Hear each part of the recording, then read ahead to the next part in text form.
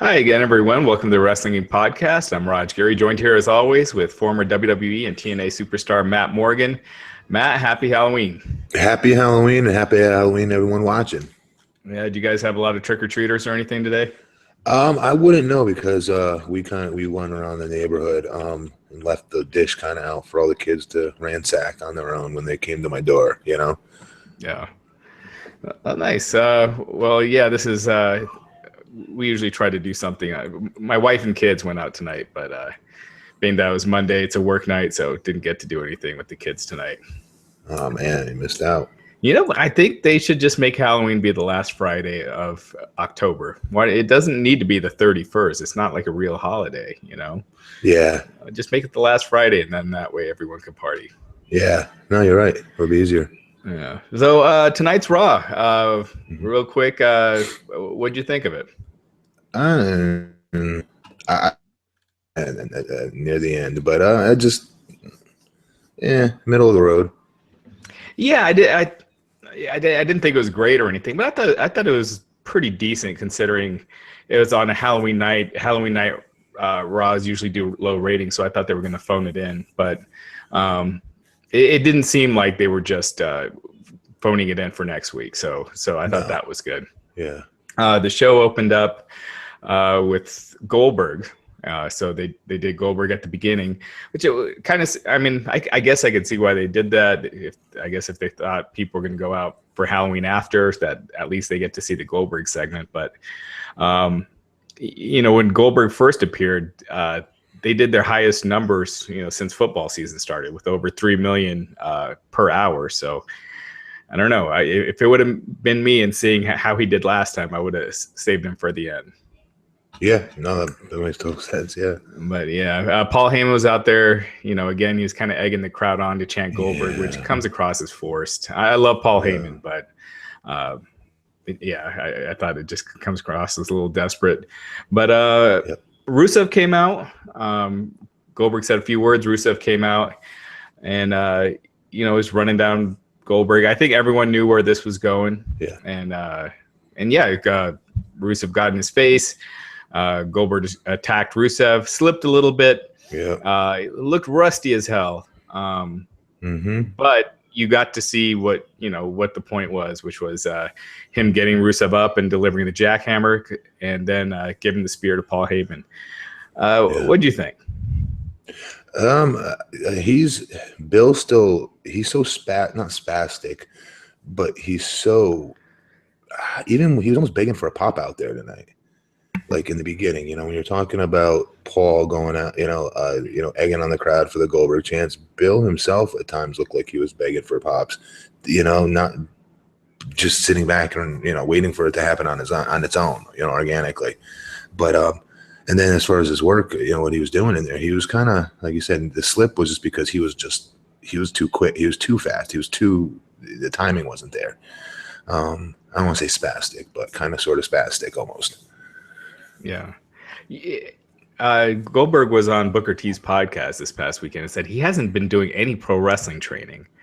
Hopefully that changes over the next few weeks. He's just been doing like Muay Thai and he's in great shape physically, but he's not in ring shape. And he looked winded after the segment. Yeah, that's a whole nother. He knows this. It shouldn't come as a surprise to him about being in ring shape, but I don't know. I'd like to hope he'll be ready for this because I said at the beginning of this, I think he'll be in as good shape as he could be for this, and Brock will do the majority of the carrying. What's the longest you've been where you've been out of action and then came back? That's a good question. I've been very lucky. I haven't really been. I want to say when I tore my pec, so maybe 4 weeks. Okay. So you haven't had too many long-term injuries or anything like that. The longest I've been out of the ring, I take that back. I retired in 2013, and I came back to TNA a full year later to work one match at one of their pay-per-views. That was the longest I've ever been out, and I didn't even do any training for that. And what was that like? I had to work smart. I requested it to be a street fight. I tried to play it, lend toward my strengths in that match, to give them what they wanted to get out of me coming in, So, yeah, it was definitely a lot harder. That's for sure. You can get out of ring shape really quick. I was the type that can get out of ring shape within like 3 or 4 days, but I could be back in ring shape after just one match. Yeah. Yeah. It's weird. Oh, interesting. So next we had, Enzo versus Luke Gallows. I think on any other week, this would have been a Gallows squash match, but tonight they had Enzo go over. It was a Halloween-themed match. Any steam that Gallows and Anderson got from the pay-per-view last night kind of out the window. This was bad, I thought. The finish... We don't have to analyze the match, Raj. I mean, seriously, this is a joke. I'm embarrassed as a wrestling fan. I had to watch this shit. Excuse my language. I was humiliated in front of myself that I was watching this match. For the people that are listening that haven't seen it, I gotta explain the finish. The finish saw Big Cass try to put a giant pumpkin on Gallows' head, and his head was still too big. So like Gallows is helping him put the pumpkin on. And while they're doing that, Enzo went to the top, like came off with the his double leg drop or whatever, and missed. And still got the win. And so there you go. Gallows and Anderson, if you were hoping for a little more upward mobility for him, it didn't happen tonight. How that's not the biggest part of this match. The biggest part of this match is this: the coolest team in that damn company just got buried. Because what I was talking about last night about the old Cornette saying of not getting any on you, these dudes just got a whole bunch of SHIT all over them. Kaz and Jesus Christmas, what the hell's wrong with me? And Enzo got it all over them by being involved in this match. This is the coolest, the edgiest team that they have, and they put them in this stupid trick or treat match. Good Lord, this is. I'm being serious. This would be the epitome of The Rock right before he hits his crescendo of being The Rock. Sitting all these cool one-liners. The crowd's with them. They're singing along with them. And they put him in this. They would never, ever do that. So why are they doing it with these guys? I'll tell you why. Because these guys sit back and take it. They need to stop. They need to step up and talk to these people, especially those two guys. Those two guys are crazy over. They have the ability at this point to be able to speak up. Yeah. I think horrible. I think those guys need to be drafted back to SmackDown or drafted to SmackDown and be back with AJ Styles as the club. They've lost a lot. Most of that is booking. I'm sorry. I'm speaking of Enzo and Kaz here. Oh, I'm sorry. I'm talking about the coolest team. They're edgy. Right, the crowd's with them. They're chanting their stuff. They're selling merch. You don't put them in this match. They should have nothing to do with this match. But at least they're good enough that they could pull it off. Dude, they did not pull it off. No, they did not pull it off. I don't think Kaz. I didn't think they pulled a match off, but I thought the opening promo, the crowd was still in it. They didn't start booing, I guess is what I mean. If you're watching this with your family, would you be like, this is cool. Yeah, these two guys are the best. Let's sit back and watch them. No. No, that's a great point. But that's I don't know. As a big man, seeing a Big Cass work, do you think he's ready yet to move on to a singles? Or he's getting there? Yeah, I really do. I do think he's getting there, and I think they don't have much other stuff to work with. Right. Unfortunately, Enzo is just drizzling shits in the ring. No offense. Yeah. I'm a huge fan of his. I love watching him. But me too. It wakes you up when he comes out, but then as soon as he starts wrestling, you're like, oh man. Yeah. This part. Yes, this part has to happen. Up next, we had Brian Kendrick and TJ Perkins. Kendrick did this big promo explaining his big plan, suckering Perkins in, which everyone already figured out. It definitely didn't seem necessary at all. But, Kendrick, he showed the poise and everything. I just think it just seems like for what the Cruiserweight division is, they don't need that right now, that cowardly heel. Another good match, but the crowd was quiet. They're killing this Cruiserweight division fast. Perkins ended up winning by a countout when Kendrick refused to get back in the ring. And after the match, Perkins laid him out. In my opinion, this did no one any favors. What do you think? Exactly, you hit it on the head on all points. Brian's actually a good promo, all things considered. He's very good, and they let him. This was where they gave him too much time. He didn't need to talk this much.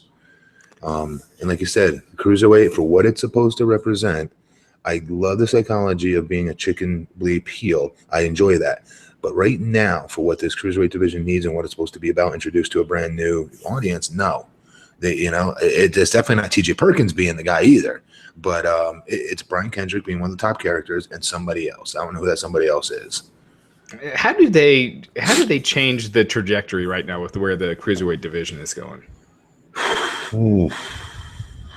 Bring in some more, use some more top name talent. Like do whatever they got. I mean, I don't know the contractual status of some of these guys, but the cruiserweight, the show that they had on the network, the Cruiserweight Open, whatever the challenge, what the hell that was called, the tournament.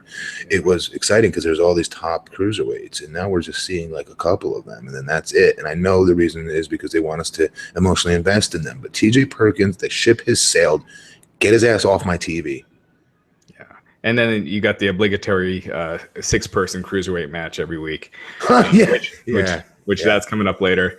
There's a backstage promo with Mick Foley. He's accusing Negan of gimmick infringement, which is a fair point because the comics I don't know if you're familiar with that whole thing with The Walking Dead. No. So that's the big thing right now. But Braun Strowman comes up, asks Mick Foley for competition. He wants to be in the Survivor Series 5-on-5 match, but he gets put in the Battle Royal to earn a shot on the Survivor Series team. With Braun, so usually when they give these guys these push, this undefeated streak, like they did with Rusev, when they did it with Bray Wyatt the year before Rusev, it was to build to a WrestleMania match with John Cena. You think they're doing that here with Strowman? Are they building to a big match for him at WrestleMania against maybe like an Undertaker or something like that? That is no question going to be that's their goal. It always is with a big guy. But it's always to get to that level to do the job to John or someone at that level. That's generally how it works. So I'm sure that's what they're hoping. And, they hoped last year, if you remember, too, to a degree. He wasn't doing singles matches, but they're hoping they could steal a pay-per-view out of him versus Taker and Kane in a tag match or something like that. But that's their goal, I'm sure, no question about it. But his talking, less is more. Yeah, absolutely. And it went, trying to force that growling monster voice, it just comes across as kind of cheesy. Out next, Mick Foley came out with a promo segment talking about the Survivor Series team. First, he was talking about Hell in a Cell last night. He said he was disappointed in Jericho and Owens. That brought out Jericho and Owens. Matt, who do you think is the biggest babyface in the company right now? Let me just think about this. Those two. I think it's Jericho. It's Jericho, but with them together, they're both pretty damn funny. But definitely Jericho, yeah, for sure. Yeah. Foley cuts. He does one of his passionate promos, his weekly passionate promos. Jericho did a great line about, the key of Jericho, which I thought was pretty funny. And lock it in, man. That dude, he's so good. He is. Roman Reigns came out. The crowd just booed the hell out of this guy, chanting "Roman sucks." Roman's was doing these, cheesy comedy lines that, the kind that they've been writing for Seth Rollins lately. I love Owens' reaction when Jericho starts going off about the list, because you could tell he's just kind of annoyed and he's just kind of holding it in, and it's just great, like the dynamic that they have, and I think Owens plays it off great because he's not over the top with it. It's subtle enough that you pick up on it, but it's not over the top. He has got the most noticeable. I know it sounds like oxymoronic, but he has the most noticeable subtleties I've ever seen out of anybody in the ring before.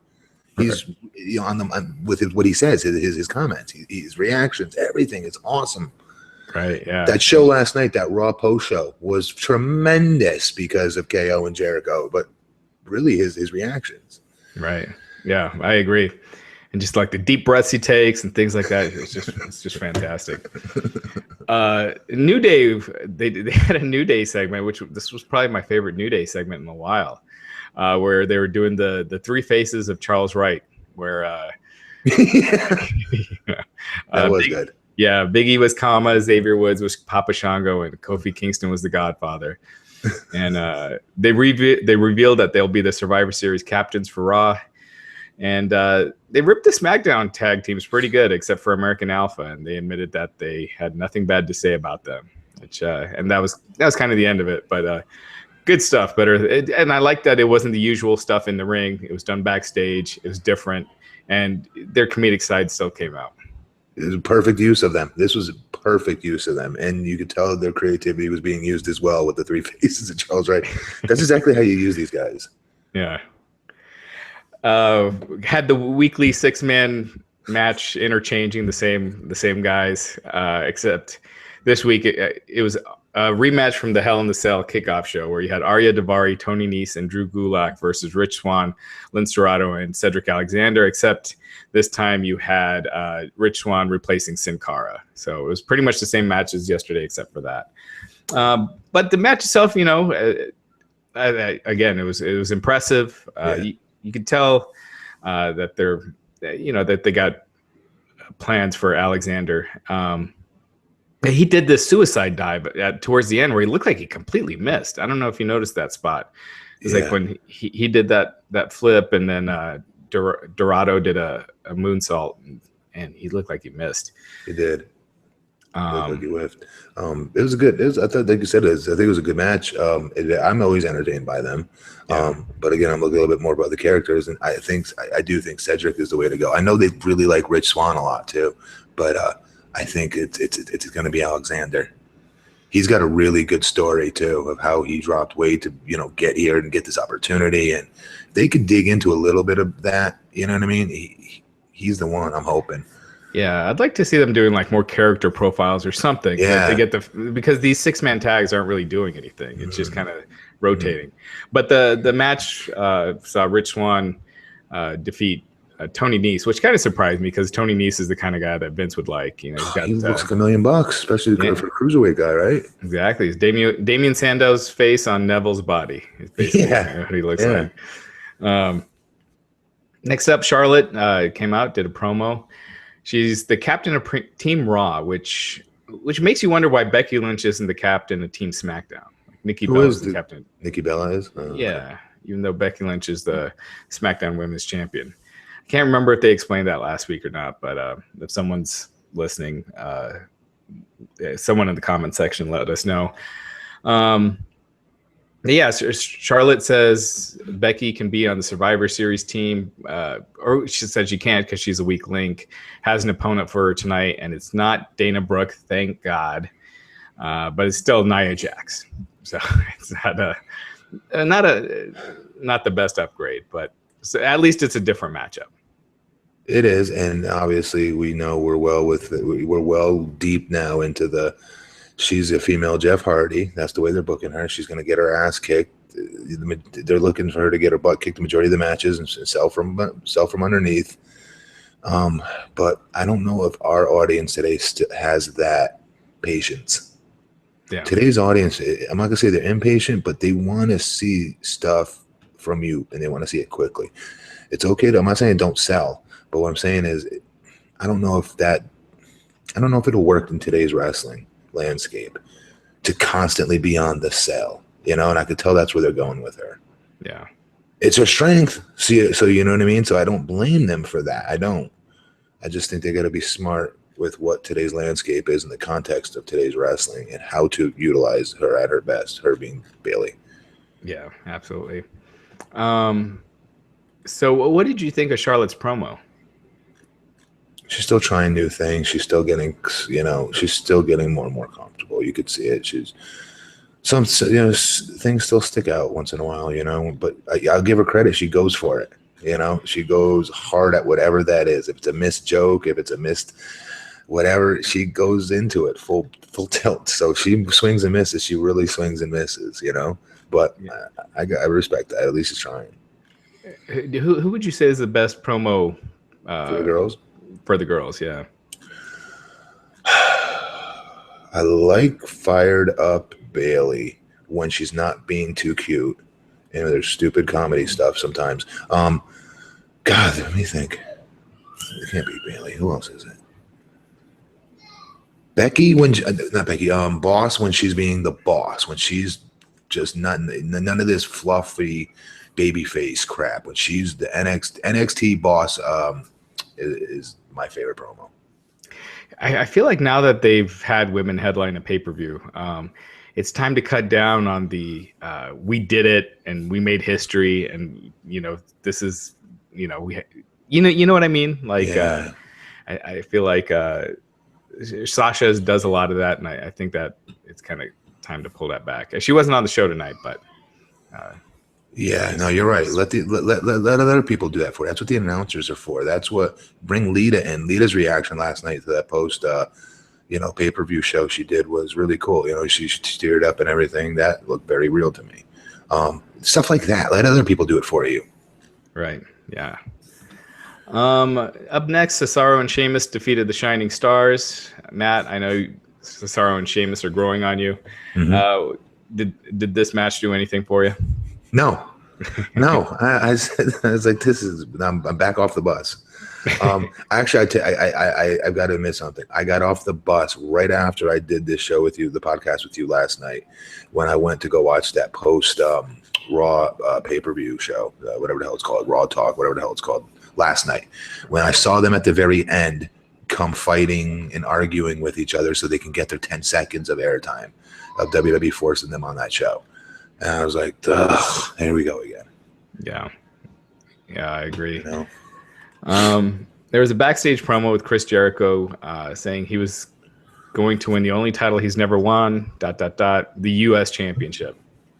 And they said they'll be the U.S. champion together, him and Kevin Owens, and then that's incredible. They'll take it to Canada. It's hard for these guys to not be entertaining, and this was, again, entertaining. It didn't do. It was just a short segment, but entertaining for what it was. Can you hear me? Okay. Yeah, I hear you perfect. Yeah, he hit the nail on the head. It was what it did what it was supposed to do. But you're right, by the way. Before Jericho is the biggest babyface. Yeah. So, do you think they should turn him or leave him where he is? Keep going. I want more. I don't want to break this up. I love these two. They're hitting They're hitting a new level right now. Yeah. With this whole bosom buddy stuff. We're the champion. Like they're hitting a new chapter. You can see it developing between the two of them. They cannot give up on this yet. They got to keep going. Yeah, and plus part of what makes it so funny is that they are heels. If their baby faces doing it, it comes across as a little corny. But good point. You know what I mean? Yeah. Like heels doing it. Yeah. It's kind of great. But you're right. Yeah, main event, Chris Jericho against Roman Reigns. Now, it seemed to me like the crowd, like Jericho was did a great job of kind of turning the crowd towards Reigns towards the end. He did. He went from total heel to, 60-40. Yeah. 60 boos, 40 cheers. Yeah. You got to get. I just got to say this because I don't ever really put him over too much, just because I want to see somebody new in that slot. But you got to give Roman credit. He is very good. He's improved immensely in the ring. So a lot of that's with him as well. It's him staying out of his own way with his facial reactions that sometimes you just want to punch in the face when he's too cocky and too whatever, and it's like no wonder why people boom, at times. But tonight he stayed out of his own way in that regard, I noticed. And Chris is a goddamn master in the ring, Good God. Like the things that the paintings he is able to paint in that canvas is amazing to me, and he can do it with anybody. And yeah. I thought tonight's match was going to be great. Once when you knew those two were going against each other, I was like, he's going to make Roman look like $1 million. Yeah, and so Roman had him pinned. Kevin Owens came in to cause the disqualification. What did you think of the actual match? I just the predictability of the finish was that's the only thing that gets kind of annoying with the two of them always being together. And I know someone would argue, well, dummy, that's the heat. Ugh. Well, sometimes that's not good heat. Sometimes I'm going to click my damn channel heat. If it just so happens I didn't care about Roman. So if it was somebody else, though, I would have been pretty annoyed these kind of matches keep ending like that. But that said, it was set up perfectly. The fans were chanting for Rollins. It was good. It was good to set Rollins up as the babyface, as finally getting his babyface reaction, and the fans wanting to see him. Yeah, they were chanting for him at the end when they were beating down Reigns. So kind of similar to the last night, they were beating down Rollins. I kind of mentioned to you last night. I thought they were heading towards a tag Yeah, you team did. with these guys. And that's kind of what it's looking like. They're beating him down. Seth Rollins made the save. Huge pop, the biggest pop he's gotten since his babyface turn. I think yet. I can't remember one bigger that he's gotten. It is, and keep in mind they waited like an extra 15, 20 seconds before finally letting him come out and make the save. They should have called an audible, and the crowd was at their peak for him, chanting his name. Yeah. But nonetheless, they got the reaction they wanted to get.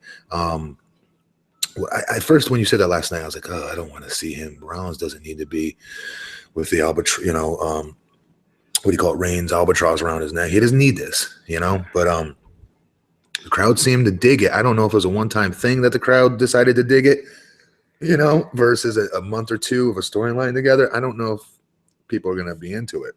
Yeah, I think that it's just been long enough since the Shield has been together that just that aspect of it will help Reigns immensely. Yeah, if that's the case, immensely it'll help him. Yeah, but and they try everything they can to get Reigns over. So if this will work, I'm sure that's where they'll go. So yeah, I mean that was pretty much it. That was the show. Nothing groundbreaking. But you got to see Goldberg get physical for the first time in a WWE ring in 12 years. And next week, neither Goldberg or Brock Lesnar will be on because WWE is heading overseas. They'll be in the UK. They'll be in Saudi Arabia later this week before going to the UK. Matt, what did you think of the show overall? I gave the pay-per-view last night an 8. So this one, let's give it a 5.5. I said middle of the road, so 5.5. Yeah, all right. I'll give it like a 7. I thought it was entertaining enough, but nothing that totally sucked you in. The Halloween thing was an embarrassment to the business. Yeah. Not the guys in it, but them thinking this was a good idea. Like, come on, like what I want to know right now, what fan is attracted to this? I want to know. And you're like, oh man, it's the little kids that are just got done trick-or-treating. They're going to think it's funny. No, they're not. I had kids here. I had my friends' kids here, and they were not entertained by this. Nobody was. And I don't get it. Yeah. Every holiday, every time Raw's on a holiday, they do something like this. And yeah, I hear you. They can't help themselves. From with what you saw with Goldberg, obviously he's still strong. He can probably get Lesnar up in the jackhammer. Yeah. You have any concerns about that match, or you think they'll do fine? If you're telling me he's not doing any wrestling training, like you said, Muay Thai and MMA training is similar breathing as far as the breathing goes in the ring. But there's nothing you can do other than pro wrestle to get in pro wrestling shape. It's not just like a cliche or a saying; it's like a real thing. You can't go do cardio in the gym. I've tried to make these contraptions to cut my breath, put a snorkel in my mouth with tape at the top and poke a little hole in it and do cardio and do sprints in the gym to try to mimic like some hyper, like less less oxygen, because that's what you're doing when you're wrestling. You don't have full amount of oxygen when you're wrestling. But that didn't work. There is nothing on this planet that conditions you more than wrestling does. He needs to be doing some type of wrestling, and I know Bill is really excited about this, and I'm hoping he'll do something as far as training goes for it. It doesn't just rely on the MMA stuff, because the timing, like you were saying earlier, you're right, the timing is also another aspect of why he needs to be, just simple things. I know it sounds stupid, but simple things like running the ropes or bumping, little things like that. I'm sure Bill will do that, but you saw the timing being a little screwed up in there tonight. He got a little excited. But I think Brock will be able to counterbalance any of that. I do think Brock is a much better worker than people give him credit for. Yeah, and it seems like if the majority of the match is just Brock just kicking the crap out of him, just taking it, and then getting a couple hope spots, like they did with John Cena a few years ago, that they could pull it off. That really took me by surprise. That match, you remember that? That was awesome. That was like one of my favorite matches, just because it was so uncomfortable and it it was just so different too, and it's just what you don't expect. The whole match, you're thinking John Cena is going to win because of the way he was getting wrecked. Yeah. You know? And he didn't. And you got to give you credit. You know, hats off to John for putting Brock over that strong. Not many top guys will do that. None of them would, actually. Yeah, you're right. Yeah. The other big news today, the judge ruled in the TNA court case, Billy Corgan's court case against TNA. He was seeking a temporary injunction. That request was denied. So basically, what's most likely going to happen is Anthem Sports Entertainment, which owns the Fight Network, is going to repay Billy Corgan's loan, which they had sent a press release a couple weeks ago saying that they would. They don't have to pay that fee, that 50% corporate fee, which they were refusing to pay. Right. So Corgan will get paid off pretty much right into the sunset is what it most likely looks like. And TNA it moves on. They'll have the Fight Network is 85% owners, Aerolux with 10, and Dixie Carter will remain with the piece of company with 5%. And reports are to be believed, they'll do 3 to 4 tapings next year, you know, for a week or two, and TNA will keep on trucking. Is this the first time that Dixie Carter will be not the majority owner, or has this been going on and I just don't know? Yeah, that as long as I can remember. Ever since they bought it, this is the first time. Okay. And that starts like tomorrow or something, or today, or I think so. I mean, they have till tomorrow to repay Billy Corgan's loan. Right. So Billy Corgan lent them $1.8 million over the past year, basically 3 loans that equal $1.8 million. So they have till tomorrow to repay that. If they don't, I don't, you know, and his lawsuit against TNA can still move forward, and it might. But as far as him stopping them from conducting business and going forward and you know, offering company for sale, he can't do that right now. Now, one more question. Will whoever's in charge still be in charge? Will Big, the guy from my Tough Enough show, Big John Goldberg, will he still be like the head creative? Will all those guys still be lined up where they're at, or? It's hard to say. I believe John Goldberg will be still in charge. I know some talents are unhappy. Mike Bennett tweeted after the ruling was made. He wrote, "Welp, back to bad business as usual." You know, which that's not going to do him too many favors in the company.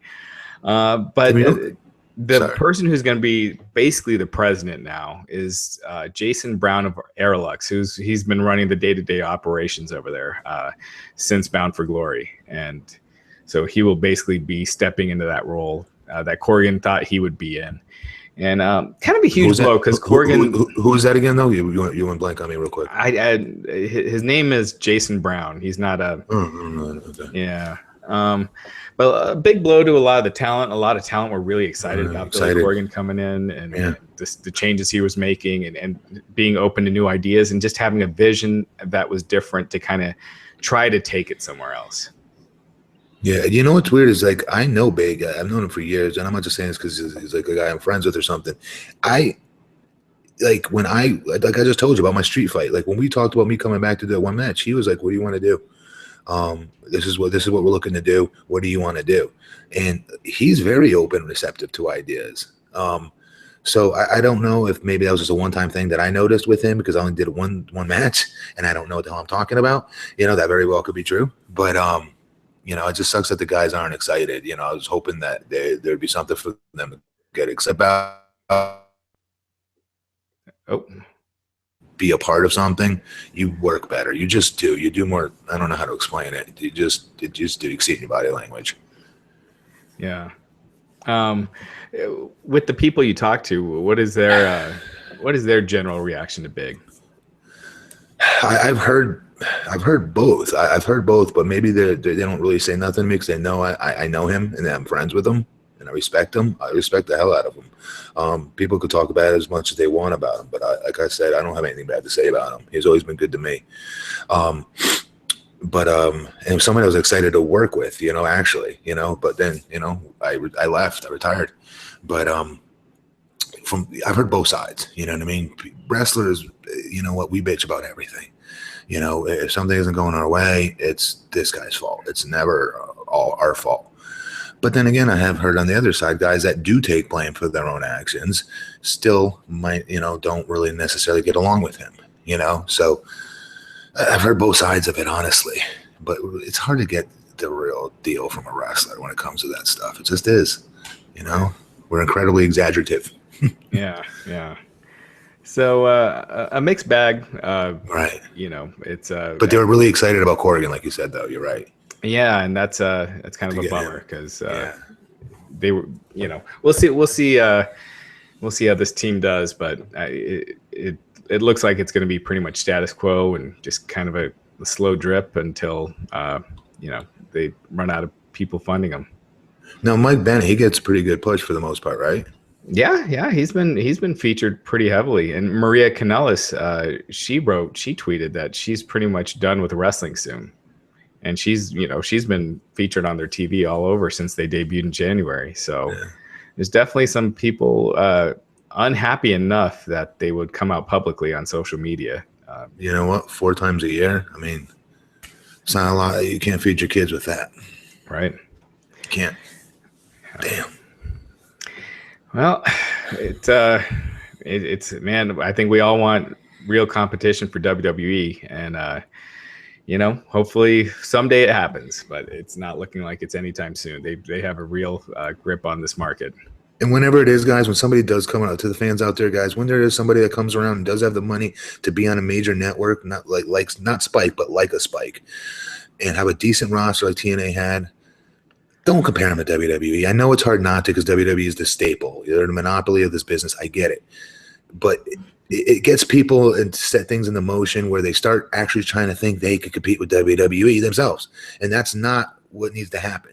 For somebody to be an alternative, they need to be on their own island, not worrying about what WWE is doing and trying to compete with them and listening to you, trying to compare them to. So I know you guys want to see competition, but the best way to see competition is when somebody does come up and they do have their own television deal and it does take place.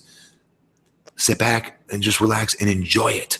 Don't immediately start trying to compare it to WWE. We've learned our lesson.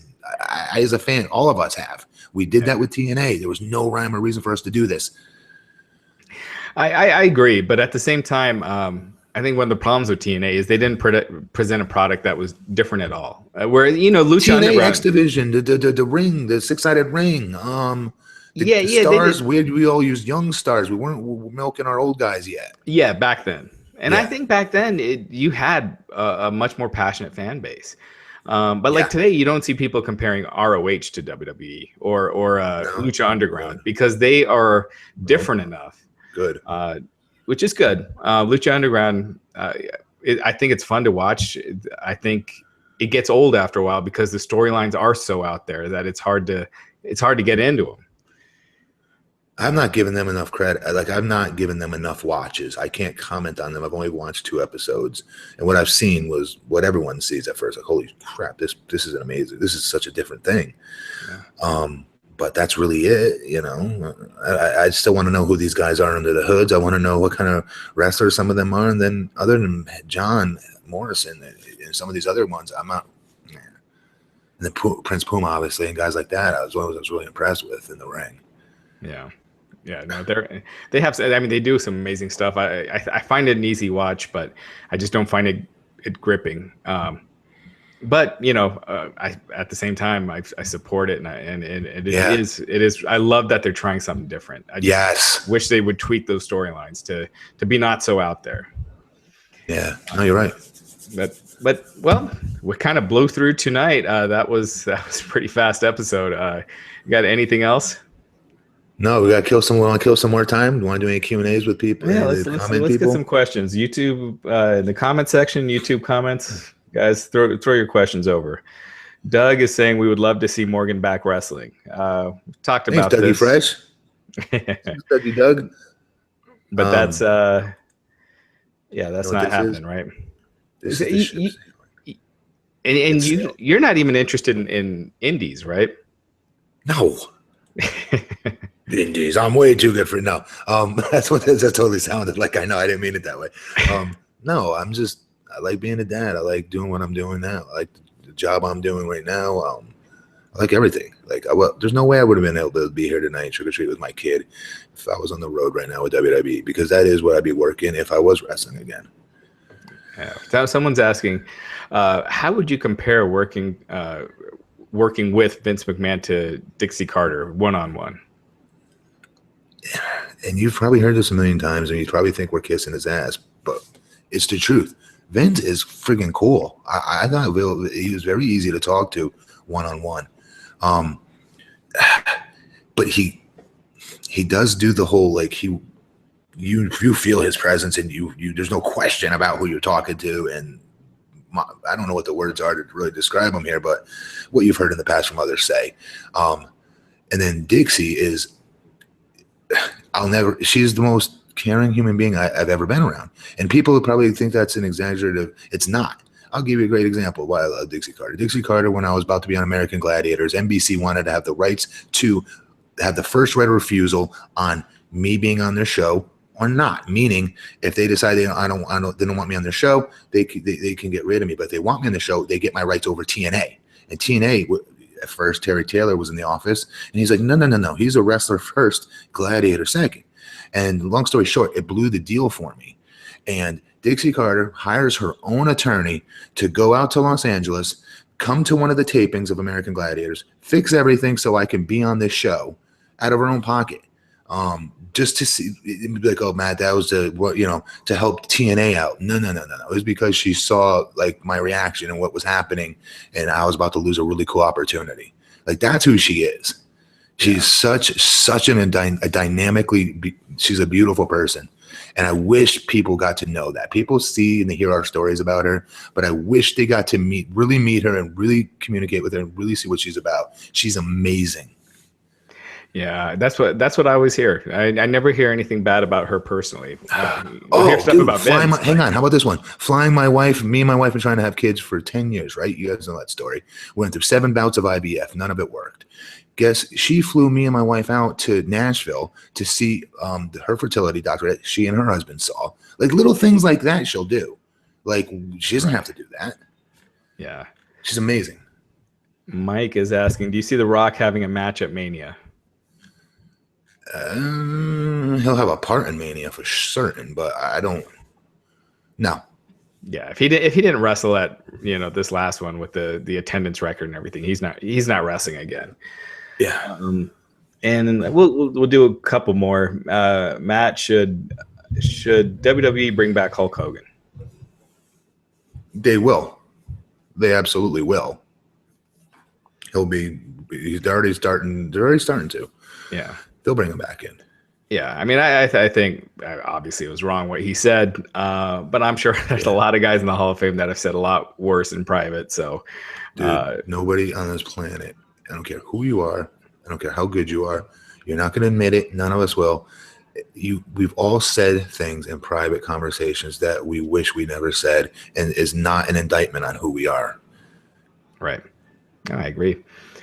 Another one from Mike. What match do you see main eventing WrestleMania in Orlando? That's an interesting one because there's nothing. It's all over the place right now. Yeah, there's nothing in one. There's no specific direction. Man, I'd love to see Rollins, AJ. I'd love to see those two. Do you think that's a WrestleMania main event, though? That's me being a mark for wanting to see a really cool match, to be honest. Same here. Geez, I don't know, because I don't know what the spectrum is anymore and what their WWE's reach is on who can come back and who won't, and what's Brock's status. Is Brock going to be available? Brock will be there. Let's assume Brock and Taker, and then the rest of the current roster. No Goldberg, no Sting. Sting's done. No. And Triple H. So assuming you can have Hunter and Taker and Brock. Hunter. Is it too far out for Hunter and Seth to have something? No, I think that's why they've been keeping Triple H off of TV, is to build for that. Is there enough time? Is there enough time to it? Oh yeah. I mean, they have the Triple H come back at Royal Rumble, start the build, and go from there. Well, there you go then. That's one. I don't think it'll be a one dominant main event paper like type of WrestleMania. I think it'll be like just what Hell in a Cell was actually. I think it'll be like three or four, maybe 3. Yeah. And they'll just call it main events. AJ versus Rollins, hopefully. No, I can't. He's working Hunter. I just said, damn it. Well, the rumor is Shane and Lesnar. Why would we want to see that? I will say this though: if they Shane get beat up, if they were saying last year it was going to be Shane and Taker, we would say the same thing. But they did a cool build to where that was the most anticipated match on the show. Now the stip didn't mean crap when the very next night he was hosting Raw. But and his fresh Jordans, yo, yeah. But I guess where does that leave Roman Reigns? What do you think his match would be? Why do you have to bring? He's definitely somebody they're gonna want to be in that type of spot. But I don't know if it's time. I think they still give him in a perfect world. He's still not in that spot. Do they have him in the world title match for the third year in a row? And win for the second. No. They can't even be this dumb to. No. I'd like to see them do Roman versus Cena, do a cross Raw versus SmackDown. I think that'd be interesting enough, and there's a dynamic there that I think that'd be kind of cool. Who gets cheered? Do you think Cena finally gets nothing but cheers? Probably, because he's in that legendary stage of his career where right. I think they'd go to him. But I think that fan response would be fascinating. It really would. You know what? That in itself would make me very intrigued with the match, actually. Yeah. Well, guys, thanks to everyone for joining us. Thanks, Matt. And we'll try to get more questions whenever we fly through these. And yeah, thanks a lot. And we'll no wrestling podcast this Wednesday. We're preempting until next week, but we will be back next Monday with myself, Matt, and Glenn will be back after a week at the theater. So we will see you again next week. Have a good night, guys.